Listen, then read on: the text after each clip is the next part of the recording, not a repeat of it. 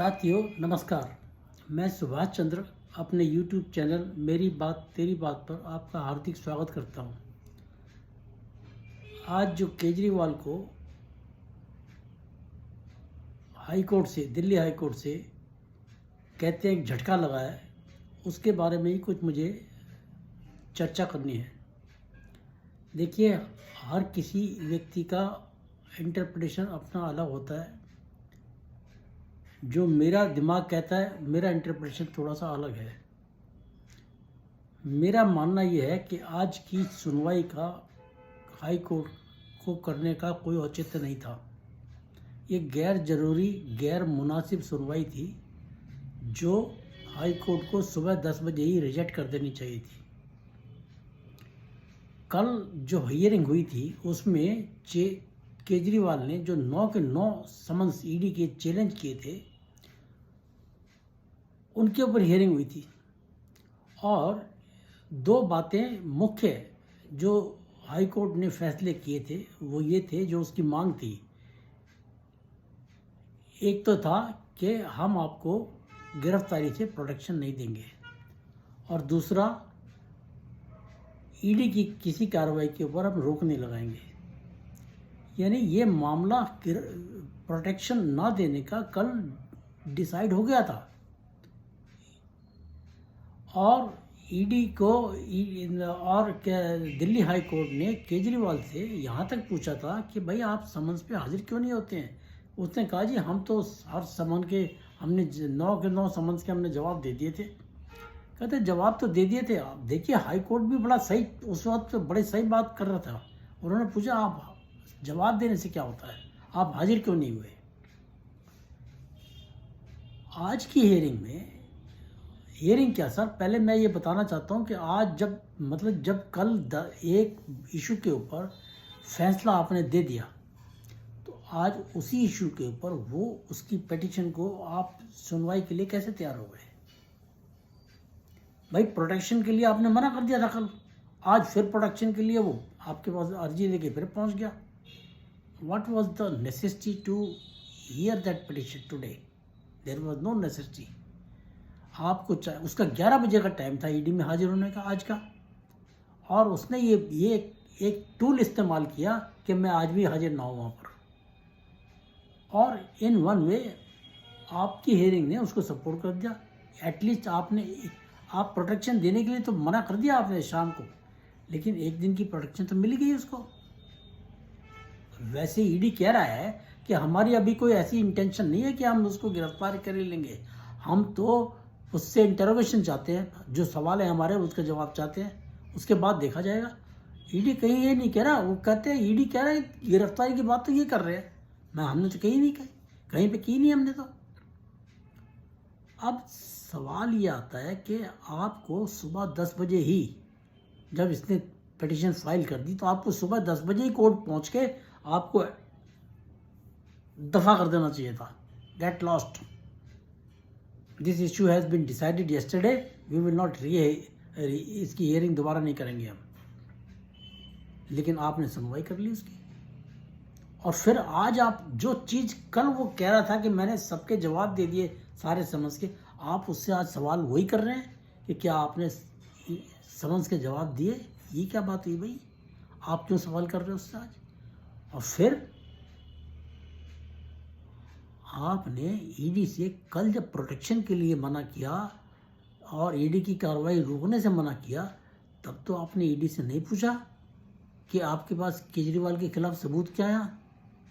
आज आप सबूत पूछ रहे हो उससे, ईडी से, और आप ये कह रहे हो कि जो सबूत हैं वो हमें दिखाओ। यानी आपने एक तरह से कॉन्फिडेंशियल जो डॉक्यूमेंट्स हैं, कॉन्फिडेंशियल रिकॉर्ड है ईडी का, वो आपने मांग लिया। गलत बात है। I am very sorry to say. किसके ऊपर विश्वास किया जा सकता है मे लॉर्ड, आप ये सोचिए जरा। आपने रिकॉर्ड तो ले लिया, हु नोज, ये कॉन्फिडेंशियल रिकॉर्ड था। वो सवाल जवाब जो उस रिकॉर्ड से होने थे वो केजरीवाल से होने थे।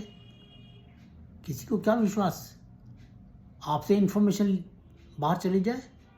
इसलिए आपको ये काम कभी करना नहीं चाहिए। वैसे आप तो सत्ताधीश हैं, हाई कोर्ट में है, सुप्रीम कोर्ट में, जहाँ मर्जी हैं आप जो मर्जी कर सकते हैं, लेकिन ये आचरण गलत है।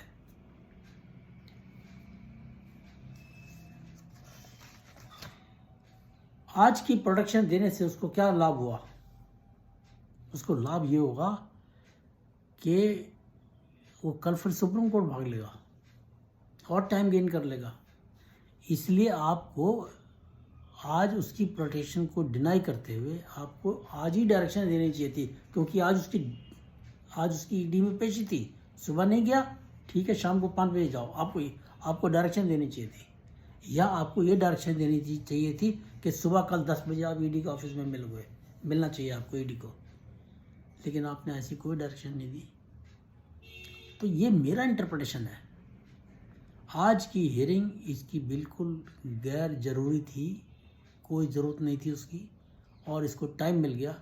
और मतलब ठीक है, हाई कोर्ट ने फैसला किया, लेकिन वो फैसला तो आपने कल ही कर दिया था। आज इतनी लंबी चौड़ी पूरा दिन लगाने की कोई ज़रूरत नहीं, टाइम वेस्टेज की बात है। मैं एक सवाल आप अपने श्रोताओं से सीधा सीधा रखता हूँ कि एक इशू पे कि जी मेरे को प्रोडक्शन दीजिए, आपने कल भी डिसाइड किया, आपने आज उसको फिर हियरिंग कर ली, आपने फिर डिसाइड किया। एक विषय पे आप 2 हियरिंग कर सकते हो, तो क्या इसके एक कसूर पे, एक अपराध साबित होने पे क्या आप इसको 2 सजाएं दे सकते हो? आप उस वक्त कह देंगे नहीं जी, एक कसूर की एक ही सजा होती है, 2 नहीं होती। लेकिन आप तो एक इशू के ऊपर 2 हियरिंग कर रहे हो उसकी। एक ही कोर्ट में 2 हियरिंग नहीं होनी चाहिए। एक इसकी हियरिंग आगे सुप्रीम कोर्ट, आपके कल के फैसले की हियरिंग के अगेंस्ट सुप्रीम कोर्ट जाता, वो तो आपके पास आ गया।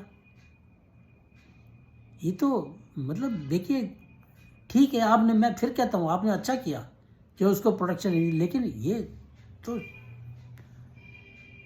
शक तो पैदा करता ही है ना।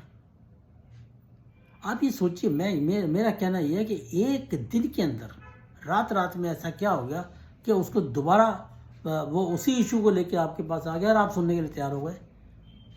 What has changed in one night?